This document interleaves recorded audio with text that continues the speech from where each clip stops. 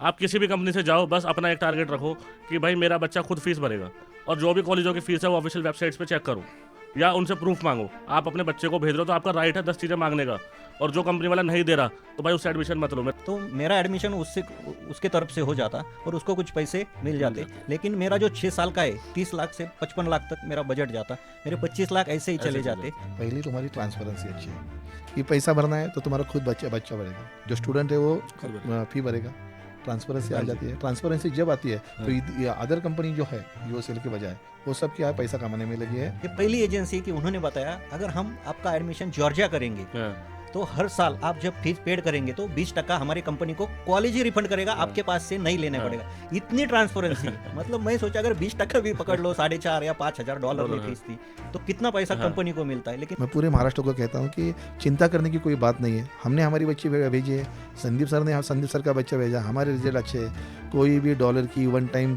पैसों की मांग नहीं, कोई भी डिप्लोमेसी नहीं, कोई भी डुप्लीकेट पना नहीं है। जो है तो सीधे सारे वैभव सर है, विपुल सर है और तहसीन सर है और उनकी पूरी टीम है। मैं तो पूरा सेटिस्फाई हूँ। लेकिन यूएसएल ने पहले ही मुझे बोल दिया आप पैसों की चिंता मत कीजिए, पैसों के लिए हम आपके साथ हैं। ये कौन सी कंसल्टेंसी या कोई भी एजेंसी ये बातें करती नहीं है। और अभी भी विपुल सर से बात की, अभी डॉलर की जरूरत थी या रूबल की जरूरत थी तो बच्चे को वहाँ पे रूबल पहुँच जाते, बाद में हम इधर उनके अकाउंट में पैसा जाता है। Hello guys, welcome back to our YouTube channel Education Orbit Counselling USL India. आज हमारे साथ हैं कुछ पेरेंट्स जिनके बच्चे ऑलरेडी रशिया में पढ़ रहे हैं, अब्रॉड में। सो आज हम इनसे इनके फीडबैक लेंगे और जो नए पेरेंट्स अपने बच्चों को भेजना चाहते हैं, उनकी क्वारीज आती है, डाउट्स आते हैं, वो सब हम इस पॉडकास्ट में क्लियर करेंगे। सो सर, आप पहले अपना इंट्रोडक्शन दीजिए। मैं सचिन कृष्ण राडीमुळे पूना में रहता हूँ, महाराष्ट्र से। मेरी बच्ची पिछले 2 साल से इसी यूएसएल से रशिया गई, तवेर यूनिवर्सिटी में पढ़ती है। अब वो 3rd ईयर में है MBBS के लिए। सर नमस्कार, माझं नाव संदीप लक्ष्मण कुमावत, मी पुणे येथे राहतो। मी शिक्षक आहे। माझा मुलगा यूएसएलमधून Tver state medical युनिव्हर्सिटीमध्ये 3rd year त्याचं कंप्लीट झालेलं आहे। आता तो 4th ईयरला गेलेला आहे। तो सर, जैसे कि सर ने बताया, सर की बेटी है, सर का बेटा है जो अब्रॉड में पढ़ रहे हैं। तो सर मैं आपसे पहले पूछना चाहूँगा, जैसे आपकी बेटी है तो बेटी ने कब सपना देखा था MBBS करने का, डॉक्टर बनने का? वैसे तो 10वीं कक्षा पास होने के बाद ही उन्होंने MBBS की पढ़ाई के लिए जो प्रिपरेशन है नीट का वो कर रही थी, और वहाँ से ही उसने सोच लिया था कि बनूंगी तो MBBS ही बनूंगी। एंड सर आपके बेटे ने? मेरे बेटे में तो 11th के बाद ही सोचा कि मुझे MBBS एब्रॉड ही करना है, इंडिया में नहीं करना है। तो इसकी वजह से हम बहुत सी कंपनियां सर्च कर रहे थे, तो उसका फाइनल डिसीजन 11th में हो गया था। हाँ। तो सर जैसे जब बच्चे का नीट का रिजल्ट आता है, जैसे इस समय करंटली नीट बहुत चर्चा में चल रहा है, तो जब नीट का रिजल्ट आया आपकी बेटी का, तो उस समय कैसा घर में माहौल था? नीट का रिज़ल्ट आया तो नीट के रिज़ल्ट में MBBS के लिए जो मार्क्स चाहिए थे वो ओपन कैटेगरी के में होने की वजह से थोड़े कम पड़ रहे थे। हाँ जी। तो टेंशन था, और इकोनॉमिकल और साइकोलॉजिकल दोनों ही टेंशन थे। लेकिन बच्चे का तो दिमाग में एक ही था, कुछ भी करके BAMS नहीं करूँगी, BDS नहीं करूँगी, मुझे करना है तो MBBS करना है। तो उसके वास्ते सब सोच के समझ के, मेरा तो दोस्त है संदीप, हाँ जी। उसका बच्चा ये तवेर में गया था, उसके पहले भी गए थे, लेकिन ये यूएसएल का जो फॉर्मेट हमें मालूम पड़ा वो उसकी वजह से 1 साल से हम वाकिफ़ थे। तो यूएसएल में हमने पहले प्रेफरेंस दिया। एंड सर आपके बच्चे ने, जब आपके घर में नीट का रिजल्ट आया तो सब टेंशन का माहौल होता है। क्या हुआ था, मेरा बच्चा 12th में जब एग्ज़ाम थी तब बीमार था। उसको मैंने एग्ज़ाम के लिए मना कर दिया था। लेकिन वो इंजेक्शन वगैरह लेके चला जाता था। तो उसकी वजह से क्या हुआ था, हमें तो गारंटी नहीं थी कि वो नीट क्वालिफाई होगा या 12th क्वालिफाई होगा। लेकिन उसका लक या हमारा लक अच्छा है कि उसने क्वालिफाई भी किया, जितने क्वालिफाई मार्क आने चाहिए उतने उसके आ गए। 12th में भी जितने क्वालिफाई आने चाहिए वो भी उसके आ गए। इसकी वजह से हम, और यूएसएल की वजह से हम उसे बाहर भेज पाए। तो सर जैसे आपने पहले अपने बच्चे को भेजा, तो जब एक माइंड में आता है किसी भी पेरेंट्स को, आज हम बोलते हैं इंडियन मेंटेलिटी ऐसी है कि MBBS करने बाहर जाना है, अब्रॉड जाना है, तो बहुत बड़ी बात मानी जाती है। क्या हुआ था, हमारे जो फैमिली मेम्बर है, एक टीचर है, उनकी लड़की पहले अब्रॉड पढ़ रही थी, तो हमें अब्रॉड का तो थोड़ा फार पता ही था। लेकिन उन्होंने जहाँ से भेजी थी वहाँ जाने के बाद हमें जैसे 6 साल में हमने उनको हेल्प की या उन्होंने हमको हेल्प की, मेरे बच्चे के मेरा बच्चा जाते समय वो उतनी हेल्प नहीं कर रहे थे। तो इसकी वजह से जो मेरा एक दोस्त है उसने ढूंढ के यूओसीएल का उसके बच्ची ने सब निकाला, पूना में होके हमें यूओसीएल है हमें पता नहीं था। तो लेकिन हमारा एक प्रॉब्लम था कि ये दिल्ली की कंपनी थी और दिल्ली की कंपनी वालों पे महाराष्ट्र को मैंने उसी दिन बंद किया कि हमें भरोसा नहीं है। तो दोस्त का एक कंपनी का जो मैनेजर है वो फरीदाबाद में रहता है, तो उसको हमने यूओसीएल के ऑफिस नोएडा में भेजा। तो यहाँ आ जाने के बाद उसने सब देख लिया, तो उन्होंने बोला कि है सचमुच एजेंसी है, आप भेज सकते हैं। बहुत से लोग गए तो हम थोड़ा फ्री हो गए। उसके बाद भी उसकी लड़की का एडमिशन IQVF ने उससे 1 महीने पहले किया, तब भी मेरे मन में डाउट थे। मेरा एडमिशन 1 महीने बाद लेट लिया मैंने। तो सर जैसे ये पॉइंट आया कि ये एक फैक्ट है, जैसे महाराष्ट्र में लोग दिल्ली वाले पे ट्रस्ट नहीं करते हैं, अब दिल्ली में कोई होगा वो वहाँ पे ट्रस्ट नहीं करते, एक बंदों के मन में डाउट रहता है। तो जब आपने अपने बच्चे को भेजा तो अब आगे जो महाराष्ट्र में लोग एडमिशन कराना चाह रहे हैं उनको आप क्या बोलना चाहोगे?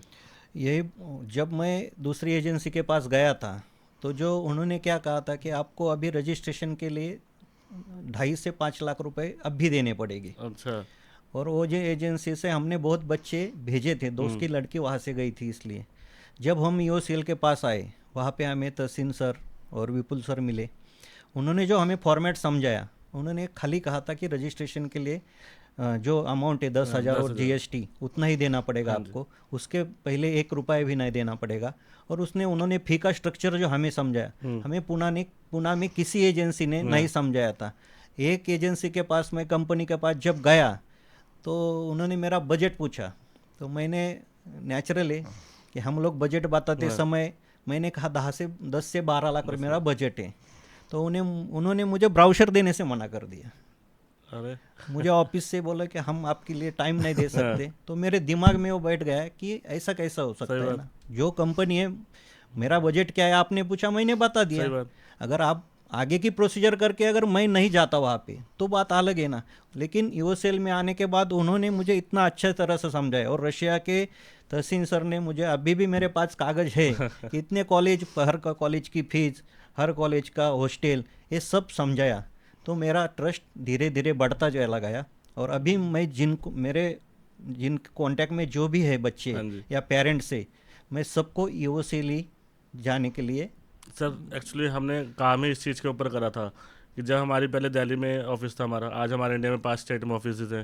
जब हम दिल्ली में थे तो महाराष्ट्र से बच्चे आए एडमिशन लेने हमारे पास दिल्ली स्पेशल, तो फिर हमने महाराष्ट्र में ऑफिस खोलने का प्लान करा। जब ऑफिस खोला तो वहाँ पर देखा कि जो लोकल एजेंट्स बैठे हैं महाराष्ट्र में वो वही 420 चल रही है। रशिया में फ़ीस कुछ और है, वहाँ पे महाराष्ट्र में कुछ और ली जा रही थी। क्योंकि पर्सनली मेरा मानना, उस समय हमने देखा कि महाराष्ट्र में लोग थोड़े से सीधे हैं, मतलब जल्दी भरोसा कर रहे थे, ठीक है। और वो महाराष्ट्र के लोगों पे जल्दी भरोसा करते हैं कि हमारा लोकल है तो ये गलत नहीं करेगा, बट असल में गलत वही लोग कर रहे थे। आपके सामने बहुत सारे ऐसे बंदे थे। तो उन्होंने क्या करा, रशिया में कॉलेजों में फ़ीस 2-2 लाख है, 3-3 लाख है, बट वहाँ पे कितनी ले रहे थे, 5-5, 6-6 लाख एवरी ईयर। फिर बच्चों के साथ वहाँ गलत होता है, सर्विस नहीं दी जाती है। क्योंकि देखो, हमने इस चीज़ के ऊपर काम करा कि एडमिशन कराना कोई टास्क नहीं है, कोई भी करा सकता है एडमिशन। मेन टास्क क्या है कि आपके बच्चे को सर्विस क्या मिलती है। क्योंकि अगर आप बच्चा अब्रॉड जा रहा है तो वहाँ पे गार्जियन तो हम लोग हैं ना, कोई भी पेरेंट्स तो नहीं जा रहा ना वहाँ पर। कल को बच्चों को कोई भी प्रॉब्लम आती है वो किसके पास जाएगा, सिर्फ कंपनी के पास। उसके बारे में मैं बताना चाहता हूँ। जब मेरा एडमिशन का प्रोसीजर चल रहा था तब मेरे भाई का दोस्त थे, वो मिल गया मुझे। तो मैंने कहा कि मैं रशिया भेज रहा हूँ, मैं तवेर मैंने तो फाइनल कर दिया था। तो उसका लड़का स्मोलेंस में पढ़ रहा था और रशिया का तो हमें कुछ ही पता नहीं था। तो उसने कहा कि तुम पागल हो, तुम तवेर क्यों भेज रहे हो, स्मोलेंस बहुत अच्छा कॉलेज है और स्मोलेंस का FMG का रिज़ल्ट भी बहुत अच्छा है। मैं बोला अभी मैंने तो डिसीजन ले लिया, बट तुम बाद में बहुत पछताओगे। ये चीज़ें मेरे दिमाग में चली। सब घर वाले बैठे थे, वो भी बोलने लगे कि आपने डिसीजन क्या कर दिया, गलत ले लिया। तो मैंने उससे पूछा कि तुम्हारा बजट कितना जा रहा है 6 साल का, क्योंकि यूओसीएल ने मुझे तो उस समय 25 से 30 लाख के बजट में पूरा 6 साल का रहना खाना आना जाना हो रहा था। तब उसने कहा कि मेरा बजट जा रहा है 50 लाख। मैं बोला अगर 30 लाख में 25 लाख में मेरा रशिया हो रहा है, तुम्हारा भी बच्चा रशिया पढ़ रहा है, तो स्मोलेंस ऐसा क्या है? तब मैंने जब स्मोलेंस की जानकारी ली तब पता चला कि वहाँ डॉलर में फीस ली जाती है और रशिया में रूबल में फीस ली जाती है। ये फ़र्क मुझे ईओसीएल ने पहले ही समझाया था, तो मैं उससे बात अच्छी तरह से कर पाया।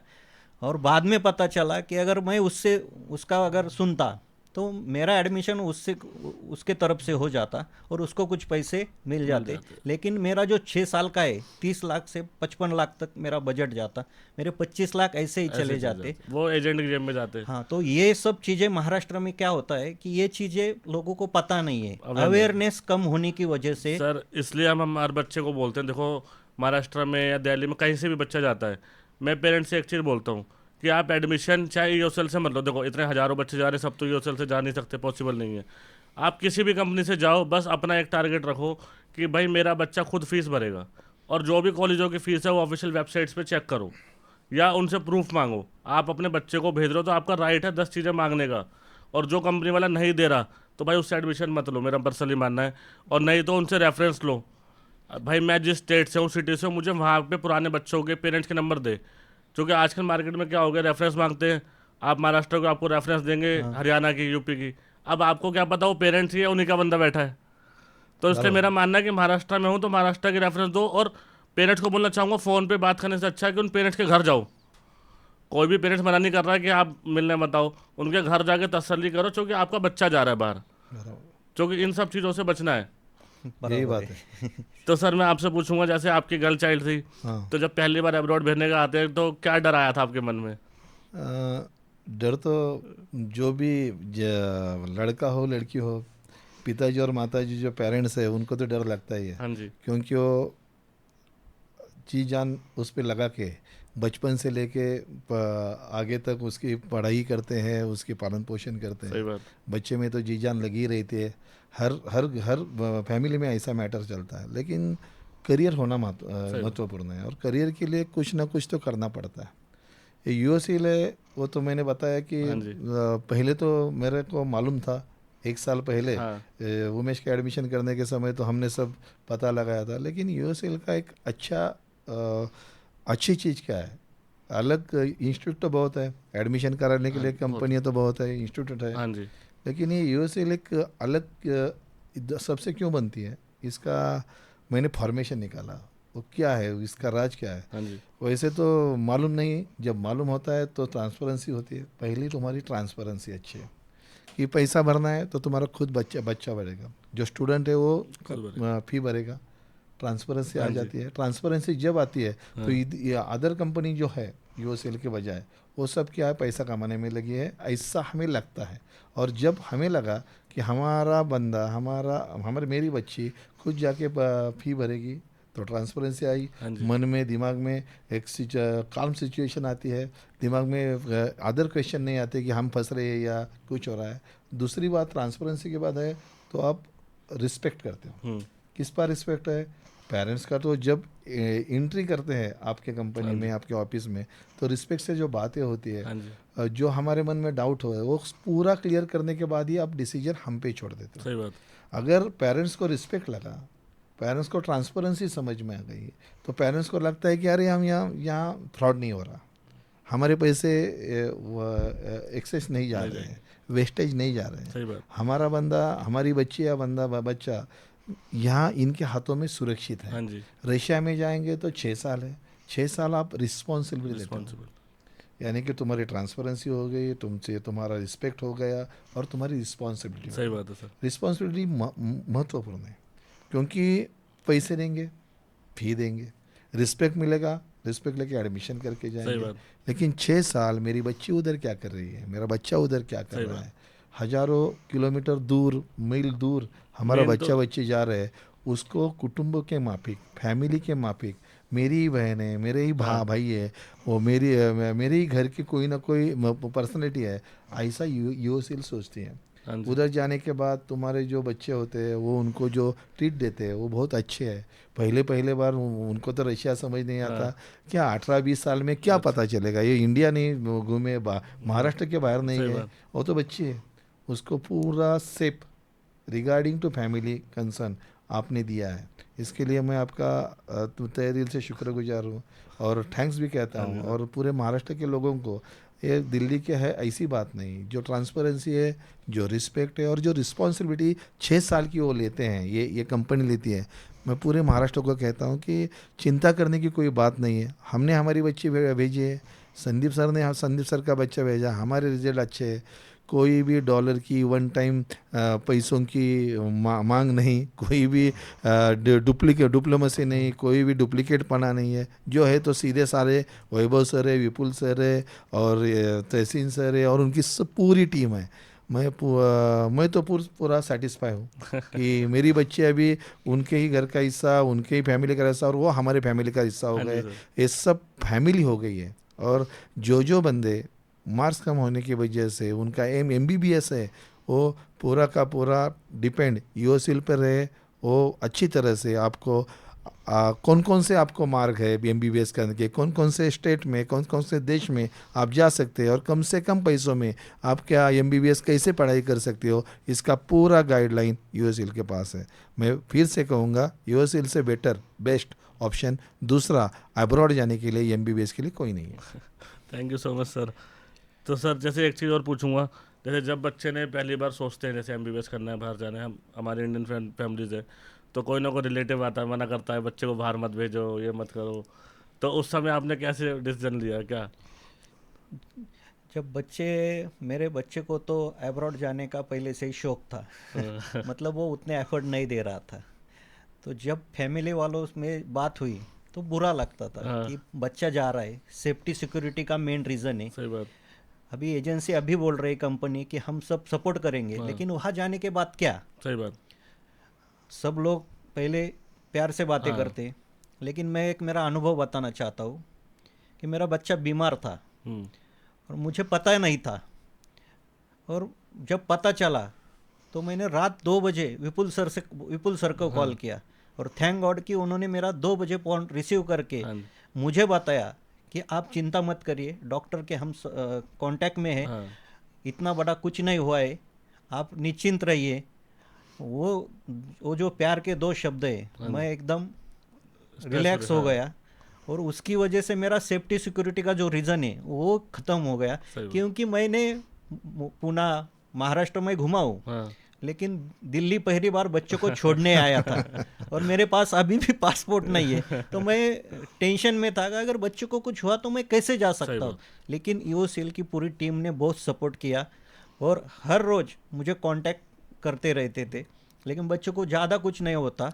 और वहाँ पे जो बच्चे 4th या 5th या 6 साल के पढ़ रहे, उनका जो USL ने ग्रुप बनाया इंडियन बच्चों का, उन्होंने भी उससे इतनी हेल्प की। उनका ग्रुप था, ग्रुप में मैसेज अगर किसी ने डाल दिया कि ये मेडिसिन चाहिए तो बच्चा किसी भी कोने में हॉस्टल में वो ला के देता था। कोई बच्चे उसको खाना खिला के देते थे और USL का तो ध्यान था ही। मतलब ये सेफ्टी सिक्योरिटी और जो दिमाग में चल रहा था वो हमारा सब क्लियर हो गया कि बच्चा 6 साल तक पढ़ेगा या नहीं। जब मेरा बच्चा यहाँ से जब गया तब मैं USL के नोएडा के ऑफिस में गया तो विपुल सर से मेरी बात हुई कि मेरा बच्चा, मुझे नहीं लग रहा है कि 6 साल उधार निकालेगा।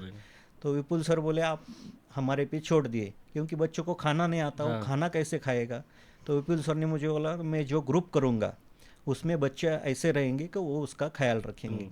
और मैं अभी भी जब दिल्ली आया हूँ या महाराष्ट्र में जब भी विपुल सर या तहसीन सर या वैभव सर आते हैं आप लोग, तो मैं उनसे मिलने जाता हूँ कि मेरे बच्चे का आप उधर ख्याल रख ले, जब पुणे जब आते हैं तो ख्याल रखने की जिम्मेदारी मेरी है। तो ये सब चीज़ें है वो USL ने हमें दी। इसके लिए हम जो हमारे मन में डाउट्स थे वो धीरे धीरे क्लियर होते चले गए।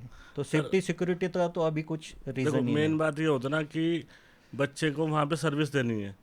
अब कोई भी कंसल्टेंसी है, जैसे जो भी काम कर रही है, मैं सबको बोलता हूँ आप पैसा किस चीज़ का ले रहे हो, बच्चे को सर्विस देने का दे रहे हो ना। और पेरेंट्स से आप जितना पैसा बोलते हो वो उतना देते हैं, और उसके बाद एजेंट गलत क्या करते हैं, वो पैसा लेके बच्चों को एयरपोर्ट के बाद फ़ोन नहीं उठाते। मैंने पर्सनली देखा है, बहुत सारी कंपनी वाले एयरपोर्ट पे बच्चों को अकेला छोड़ देते हैं। और आपने देखा होगा हमारे साथ जितने भी बच्चे जाते हैं तो हमारे टीम मेंबर साथ जाता है, क्योंकि हमारा पर्सनल मानना है कि अगर मेरा भी कोई छोटा भाई बहन जा रहा है तो वो 17-18 साल का, उसे क्या पता है एयरपोर्ट के अंदर मुझे क्या करना है, रशिया पहुँच के मुझे कहाँ जाना है, मेरे को बात करनी नहीं आती, मैं किससे हेल्प लूँगा। तो हमने इन्हीं चीज़ों के ऊपर काम करा कि जो भी बच्चे जाते हैं हम अपने टीम मेंबर साथ भेजते हैं।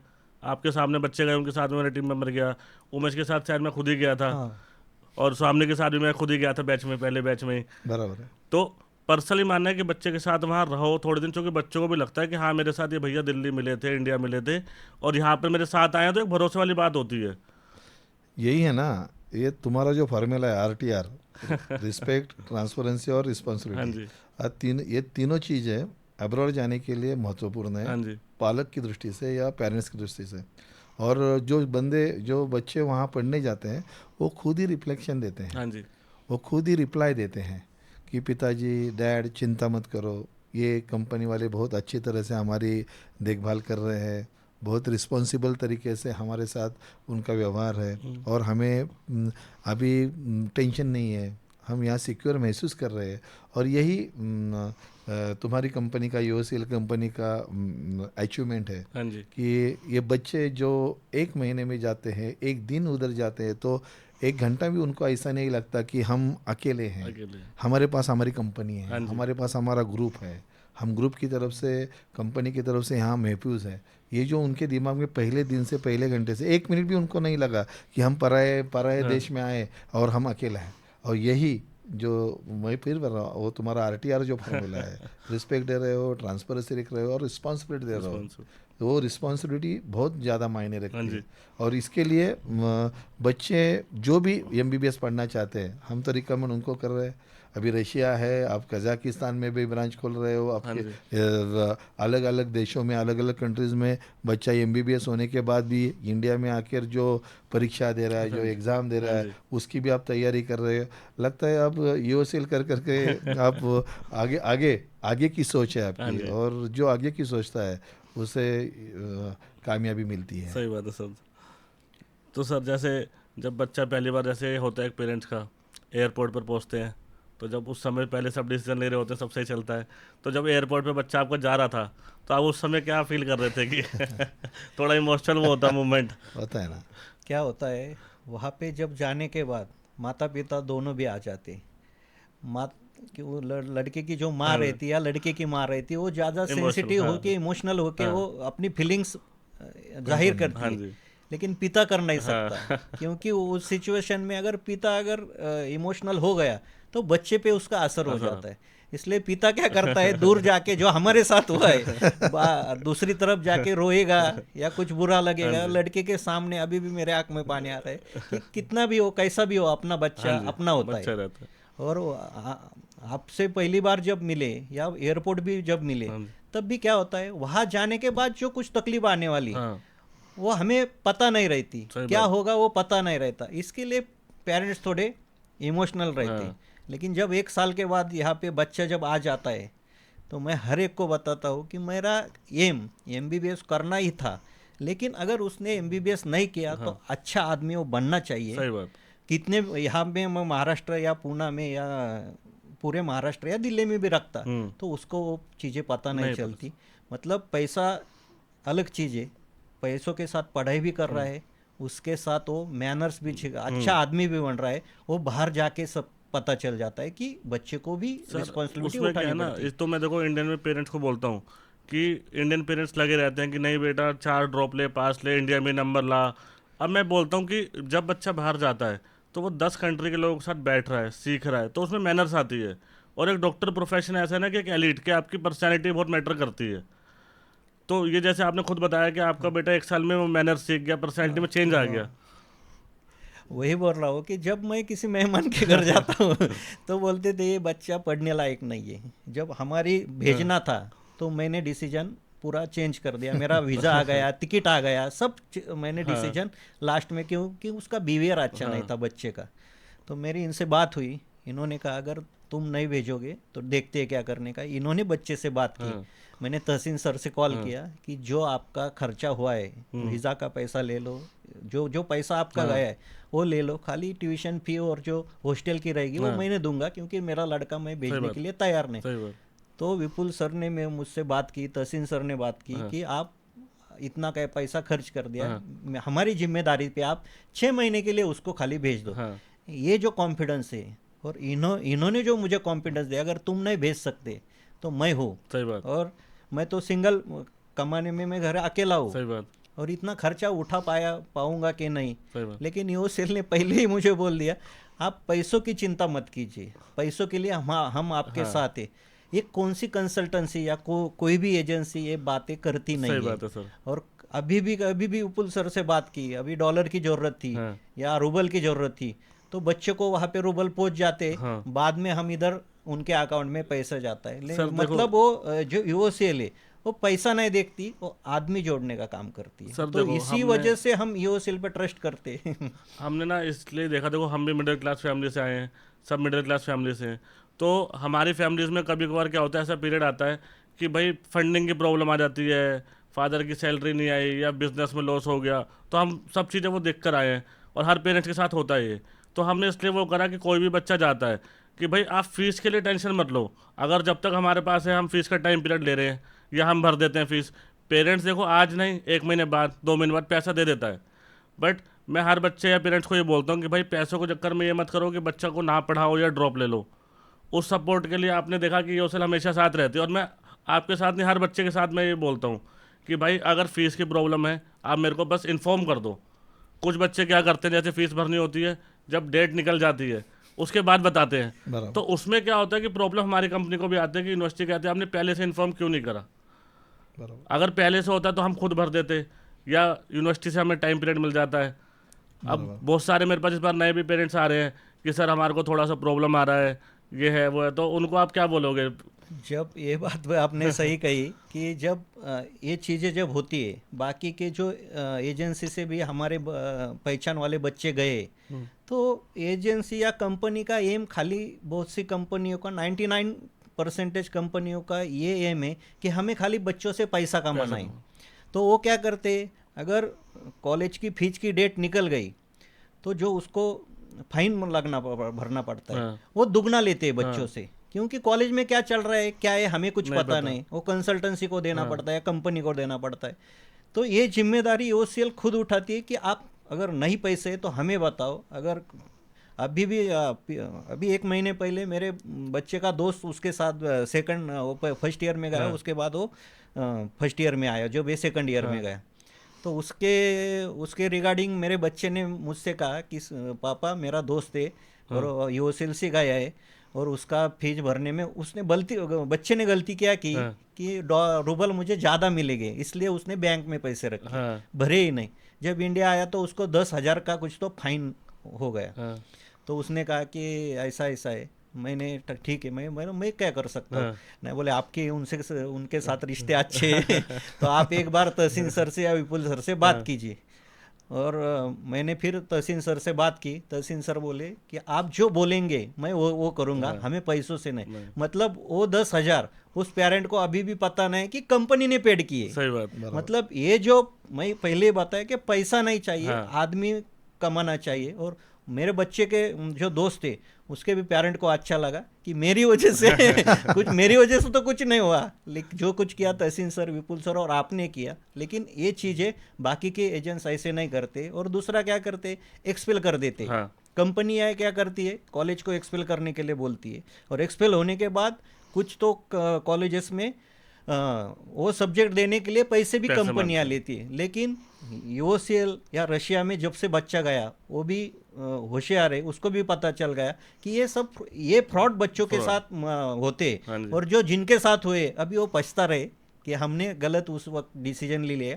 क्योंकि जो बजट दिखाते, अभी पूना में क्या होता है कि आप लोग क्या करते कि फीस के अलावा जो खर्चे रहने खाने आने जाने के, वो मिला के बजट बताते। और फीस क्या बताते, जो कॉलेज की फीस है बहुत सी कंपनियां वही बताती है कि 20 साल में आपका MBBS हो जाएगा। लेकिन आप लोग ऐसा नहीं करते, आने जाने में रहने खाने का वो खर्चा जोड़ के आप बजट बताते।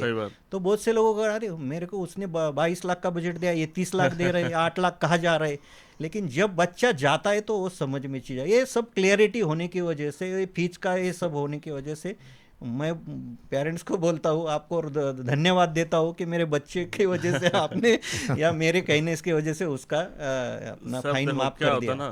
कि हम जैसे वही बात है, फैमिली हमारी मिडिल क्लास है सबकी, हम लोग क्या ना बचपन से एक बजट सेट करके चलते हैं मंथली कि मंथली अगर पापा का इतनी इनकम आ रही है तो इतने पैसा बच रहा है तो इसमें टीवी ले लिया या ये कर लिया वो कर लिया, शुरू से हम सब ऐसे ही करते हैं। तो मैं पेरेंट्स को बोलता हूँ कि बच्चे को अगर बाहर भेज रहे हो तो एक एक माइक्रो मैनेजमेंट, अपना माइक्रो पैसा जोड़ के चलो कि आपका बच्चा 6 साल वहाँ रहेगा, खाएगा पिएगा, अदर एक्सपेंस होंगे। यहाँ तक कि मैं तो पेरेंट्स को एक एक ये भी लेके चलता हूँ कि 6 साल बच्चे का जो फ़ोन भी है वो 6 साल नहीं चलेगा, एक बार फ़ोन भी नया लेगा बच्चा, बराबर। लैपटॉप भी लेगा। तो मैं कहता हूँ पेरेंट्स को वो पैसा भी जोड़ के चलो। देखो अगर हम लोग बजट बता रहे हैं आपका कि 30 लाख या 32 लाख लग रहा है, चाहे उससे कम ही लगे आपका पैसा, लेकिन वो आपका पैसा आपके पास है। लेकिन हमने एक मेंटेलिटी सेट कर ली कि बच्चे की पढ़ाई के हमने 30 लाख अलग कर दिए। अब अगर मैं किसी पेरेंट्स को बोलता हूँ कि 25 लाख में MBBS होगी और वहाँ 30 लग गए, तो वो 5 लाख पेरेंट्स कहाँ से बेचारा अरेंज करेगा एंड टाइम पर। ये इशू इटली के बारे में बहुत से पेरेंट्स जब हमारे बच्चे गए तो हमसे कॉल करके बोलते हैं कि इटली में तो एजुकेशन फ्री है। ये जाहिरात हमारे इधर क्या होता है, जो एडवर्टाइज में चलती है उस पे ज़्यादा लोग ट्रस्ट करते हैं। तो मैंने भी सोचा और एक दिन मैंने ऐसे तहसीन सर के पास गया मिलने, तो उससे उनसे पूछा कि ये क्या सिनेरियो है इटली का, हमें तो कुछ उसके बारे में पता नहीं। तो उन्होंने बताया कि इटली जाने के लिए IMAT देनी पड़ती है। IMAT के 3 सेंटर, 2 सेंटर इंडिया में है और 1 सेंटर दुबई में। उसकी खाली फीस ही 17,500 फॉर्म की फिलअप की फीस है। और IMAT क्लियर होने के बाद इटली में आपको पढ़ाई के लिए जो फीस है वो माफ हो जाती है। लेकिन इटली में रहना खाने का खर्च जो है वो हर महीने में 1 से सवा लाख तक है। मतलब वो 6 साल के गए 50-60 लाख रुपए। और अगर IMAT इतनी टफ है, नीट से भी बहुत टफ है, तो उसकी वजह से क्या होता है, फॉर्म फीस के भी पैसे गए, वापिस कंपनियां क्या बोलती है कि हमारे पास 1-1.5 लाख रुपए का आप क्लास लगाओ 2 महीने का क्रैश कोर्स, तो उसमें भी पैसे चले जाते। अगर दुबई का नंबर आ गया हमारा एग्जाम सेंटर तो उसमें भी पैसे आ गए। तो मेरी समझ में जब इन्होंने समझाया, दूसरे एजेंट कोई ऐसा समझाते नहीं है, लोग जब पूछते हैं, यानी अवेयरनेस होना चाहिए। और ये अवेयरनेस फैलाने का काम ईओ सेल ने बहुत अच्छी तरह से महाराष्ट्र में तो किया ही किया है। सर क्या है ना, एक्चुअली जितने भी आजकल देखो हर कोई अपना काम कर रहा है, मैं किसी कंसल्टेंसी को बुरा नहीं करता ना बुराई करता, बट उनसे एक चीज़ बोलता हूँ कि आपका पहला काम क्या है कि आप एक करियर काउंसलर हो। कोई भी पेरेंट्स आ रहा है, आप उसको सारी कंट्रीज कॉलेजेस बताओ, उसके ऊपर प्रेशर मत बनाओ कि आप यहाँ जाओ, आप सब बताओ। पेरेंट्स समझदार है, अपने आप कंपेयर करेंगे, अपने आप जाएंगे। अब बहुत सारे लोग हैं इस समय लगे हुए हैं किर्गिस्तान उज़्बेकिस्तान, आपने देखा कि वहाँ चले जाओ, क्यों? क्योंकि उनको वहाँ कमीशन ज़्यादा मिल रही है या प्रॉफिट ज़्यादा हो रहा है। अगर आप पेरेंट्स को सब बताओगे ही नहीं तो वो कंपेयर कहाँ से करेंगे। बराबर। उसी बात पे मुझे एक कहना है, जो मैंने पहले कहा था ना कि हमारे दोस्त की लड़की है जॉर्जिया गई थी। हाँ जी। तो हमारे दिमाग में खाली जॉर्जिया ही पता था। लेकिन जब मैं जॉर्जिया का तो बजट मेरा हो ही नहीं रहा था, क्योंकि उस वक्त 50 लाख तक बजट जा रहा था 3 साल पहले। तो मैंने सोचा कि अभी क्या करने का, जॉर्जिया तो नहीं भेजने का। जब मैं ईओ सेल के पास आया, तहसीन सर और विपुल सर से मिला, तो मैंने जॉर्जिया का सीनियर उनसे पूछा। ये पहली एजेंसी कि उन्होंने बताया अगर हम आपका एडमिशन जॉर्जिया करेंगे तो हर साल आप जब फीस पेड करेंगे तो 20% हमारी कंपनी को कॉलेज ही रिफंड करेगा, आपके पास से नहीं लेने पड़ेगा। इतनी ट्रांसपेरेंसी। मतलब मैं सोचा अगर 20% भी पकड़ लो, $4,500 या $5,000 में फीस थी, तो कितना पैसा कंपनी को मिलता है। लेकिन उन्होंने कहा कि ये सिनेरियो आपको डिसीजन लेना है तो मैं भेजूंगा, लेकिन 20% मुझे मिलने वाले। मतलब इतनी क्लैरिटी कोई भी कंपनी नहीं देती। और कंपनी क्या करती है, जिसमें फायदा हो वहां पे भेजती है। ये ऐसे नहीं, डिसीजन हमारे ऊपर छोड़ देती है कि आपको हमने सब बता दिया, अभी डिसीजन आप लीजिए। सर वही कंपनीज वही गलत कर रही है। और देखो अब ऐसा है कि बहुत सारी जगह ऐसे जहाँ ईओ सेल रीच नहीं है या बट पेरेंट्स को नहीं पता है, वहाँ क्या करते हैं, ऊपर बच्चे फंस जाते हैं, एजेंट के पास जाते हैं भरोसा करके। जैसे आज हमारे पर भरोसा करके आ रहे हैं लोग, हम सब सच बता रहे हैं। अब जो पेरेंट्स किसी कंसल्टेंट पे गया, उसको नहीं पता कि जॉर्जिया में क्या है क्या नहीं है। आज भी जॉर्जिया में अगर आप देखो तो एजेंट्स 30-35 लाख बोल के बेच रहे हैं। आपके खुद की बच्ची पढ़कर आई है, आपको खुद पता है कि 50 लाख प्लस जॉर्जिया का बजट जाना ही जाना है, चाहे सस्ते कॉलेज में जाओ चाहे किसी में भी जाओ। मिनिमम सबसे सस्ते कॉलेज में भी बजट 50 लाख ऊपर जा रहा है। अब मेरे पास एक पेरेंट्स आए 1-2 दिन पहले कि सर रशिया में तो इतने लग रहे हैं 30 लाख, मेरे को किसी एजेंट ने बोला कि जॉर्जिया में तो 29 लाख में हो जाएगी। नहीं, आप जो बोल रहे हैं ना वो बात सही है। जब एडवर्टाइज का ज़माना था, हाँ जी, तब लोग फंस रहे थे। अब एडवर्टाइज का ज़माना सोशल मीडिया पे आता है। पहले एडवर्टाइज कहाँ होती थी, पेपर में होती थी, खाली पेपर में होती थी। सोशल मीडिया नहीं था, मोबाइल छोटे थे, नेट नहीं था, इंटरनेट का इशू था। अब सब समझ गए हैं। सोशल मीडिया पर तुम्हारी जो एडवर्टाइजमेंट हो रही है वो सबसे ज़्यादा हाँ जी, लोगों को भरोसेमंद लगती हैं।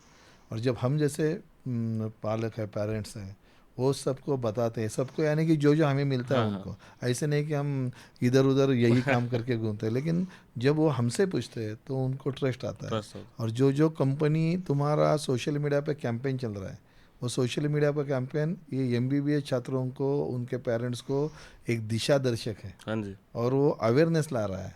और ये ज़्यादा से ज़्यादा होना चाहिए। जो भी भारतीय लोग हैं, जिस भारतीय लोगों को हम उनके बच्चों को MBBS करना है, वो मार्क्स की वजह से इंडिया में नहीं कर रहे हैं, लेकिन उनकी एम्बिशन है, अच्छा डॉक्टर बनने की चाहत है, लगान है, तो वो UOCL के पास ही आए और उनका आर्थिक बचत करके सही बात है वो सर, उनके डायरेक्शंस लेके अपने बच्चों को ब्राइट फ्यूचर दे सकते हैं। सही बात है सर। तो सर जैसे इस बार बहुत सारे नीट एस्पिरेंट्स हैं, 10-11 लाख बच्चों ने पास करा नीट, तो बहुत सारे बच्चे आ रहे हैं एडमिशन के लिए। तो जैसे महाराष्ट्र में जो लोग आ रहे हैं एडमिशन के लिए, जैसे कोल्हापुर से, सोलापुर से, नागपुर, नासिक, बहुत जगह से आते हैं, तो उनके लिए आप मराठी में कुछ बोलना चाहें? मराठीमध्ये बोलावं तर लागेल। आम्ही हे भारतासाठी बोलत होतो हिंदीमध्ये, हां, पण मराठीमध्ये एकच सांगतो की ज्या ज्या मुलांना नीटमध्ये मार्क थोडेफार कमी पडले असतील किंवा जे नीटसाठी इलिजिबल झाले असतील, त्या सर्व MBBS करणाऱ्या विद्यार्थ्यांना आणि पालकांना आम्ही प्रामाणिकपणे एकच गोष्ट सांगतो की माझी स्वतःची मुलगी, माझ्या मित्राची मुलगा हे गेले 3-4 वर्ष रशियामध्ये UOCLच्या माध्यमातून जात आहेत। येथे व्यवहारामध्ये पारदर्शकता आहे, त्यामुळं आर्थिक घोळ होण्याची, आर्थिकदृष्ट्या तुम्ही लुटण्याची, तुम्ही फसवले जाण्याची, फसवणूक होण्याची कोणतीही गोष्ट नाही। ही UOCL कंपनी ही जेव्हा आपला आणि त्यांचा संबंध येतो तेव्हा ती स्वतः आदराने आपल्याशी वागतात, आपल्या विद्यार्थ्यांशी वागतात आणि रशियात गेल्यानंतर आपल्या मुलाची पूर्ण काळजी घेण्याचं ते स्वतः रिस्पॉन्सिबिलिटी घेतात। त्यामुळं आपल्या मुलाचं सुरक्षितता, आपले आर्थिक सुरक्षितता आणि आपल्याला मिळणाऱ्या संपूर्ण रशियातील घडामोडींची माहिती ते वर्षभर आपल्याला देत असल्यामुळे आपल्या मुलांना बिनधास्त तुम्ही या UOCL कंपनीच्या मार्फतच पाठवा, अशी मी स्वतः सर्वांना विनंती करतो। Thank you so much sir. Sir आप कुछ बोलना चाहें मराठी में, जो बच्चे अब तैयारी कर रहे हैं और मेरे पास जैसे आते हैं बच्चे नागपुर से या नासिक से, नांदेड़ से, अब उनका मेन कंसर्न क्या आता है कि सर आपका ऑफिस पूना में है, दूर है, हम मिल नहीं सकते हैं, और फिर आप बात कर रहे हो हिंदी में, आप दिल्ली वाले, वही वाला मेन कंसर्न। तो उनके लिए आप कुछ बोलेंगे? नमस्कार सर्व महाराष्ट्रातील तमाम जे पालक MBBSला मुलाला ॲब्रॉड पाठवण्यासाठी इच्छुक आहे त्यांना मी विनंती करतो की तुम्हाला जरी हिंदी येत नसेल तुम्ही जरी मराठी असाल तरी UOCLने जे मराठी मुलं ॲब्रॉडला गेलेली आहेत त्यांचे कॉन्टॅक्ट नंबर त्या ठिकाणी तुम्हाला देतात आणि ते दिल्यानंतर तुम्ही त्या पालकांशी तिथला रिस्पॉन्स तुम्ही विचारू शकतात UOCLचा आणि तुमच्या मुलाचं करिअर घडवण्यासाठी तुम्ही त्या ठिकाणी पाठवू शकता। त्यामुळे हिंदी आहे म्हणून जसा माझा भ्रम झाला होता तसं तुम्ही तो विचार करू नका, कारण माझा भ्रम दूर करण्याचं काम ह्या 3 वर्षात एकदम चांगल्या पद्धतीने झालेलं आहे। हिंदी त्यांची मातृभाषा आहे, तशी आपली मराठी मातृभाषा आहे, त्यामुळे आपण मराठी असेल तर जास्त सिक्युअर फील करतो। म्हणून माझी विनंती की हिंदी न करता सगळा व्यवस्थित विचारपूर्वक निर्णय घेऊन या ठिकाणी कोण आपल्याबरोबर आहे, कोण आपला आर्थिक फायदा बघतो आहे आणि कोण आपल्याला भविष्यात त्या ठिकाणी मदत करणार आहे, हा सगळा विचार करून, नाहीतर बरेच एजंट आम्ही बघितलेलं आहे, कंपन्या बघितल्यात की मुलांना एअरपोर्टवर ड्रॉप केलं जातं आणि तिथनं मुलांना विमानात त्यांना बसवून दिलं जातं। म्हणजे ह्या सगळ्या गोष्टी जर टाळायच्या असेल तर UOCL इज बेस्ट आहे। आणि मी तुम्हाला आव्हान करतो की काही जरी प्रॉब्लेम आला असेल, UOCLबद्दल असेल किंवा ॲडमिशनबाबत असेल, तुम्ही बिनधास्त आमचे कॉन्टॅक्ट नंबर UOCLकडनं घेऊ शकतात। तुमच्या विद्यार्थ्यांची जशी UOCL जबाबदारी घेणार आहे तशी जबाबदारी आम्ही घेण्यास तयार आहोत, कारण तुमच्या विद्यार्थ्याचं जे काही स्वप्न आहे MBBS होण्याचं त्यासाठी कुठंतरी आमचा हातभार लागेल ही आम्ही इच्छा या ठिकाणी व्यक्त करतो। आणि तुम्ही बिनधास्त राहा UOCLवर आणि तुम्ही ॲडमिशन घेण्याचा विचार करत असाल तर लवकरात लवकर निर्णय घेऊन मोकळं व्हा। धन्यवाद। Thank you so much sir. तो एंड में बस मैं ये पॉडकास्ट ख़त्म करता हूँ, और अगर जो भी पेरेंट्स की क्वेरी है, डाउट्स हैं, वो हमारे नंबर्स पे कॉल करें, हमारी टीम हेल्प करती है।